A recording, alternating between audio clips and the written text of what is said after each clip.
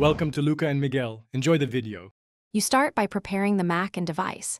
Make sure the Mac is awake and you're logged in, and that interfering audio apps are closed.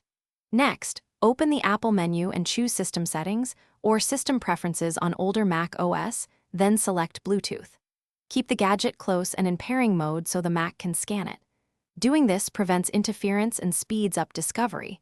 Once the Bluetooth panel appears, you're ready to move into the reset actions. Now reset the Bluetooth module itself. First, remove the problematic device from the Bluetooth list by selecting it and choosing Remove or Forget.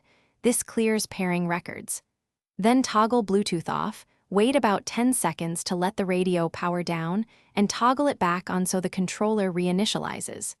If problems persist, reboot the Mac to restart system services. These steps clear cached pairings and restart the hardware driver, which resolves most intermittent connection faults and pairing failures.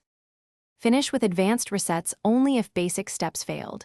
You can delete the Bluetooth preference file at /library/preferences/com. Apple, Bluetooth, plist and then restart the Mac to force Mac OS to recreate it. Option-Shift click the Bluetooth menu bar icon to access the debug menu, and choose Reset the Bluetooth module or Factory Reset all connected Apple devices if present. If that still fails,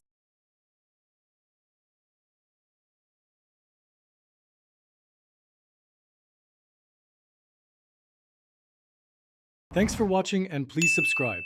It's the best investment you'll ever make.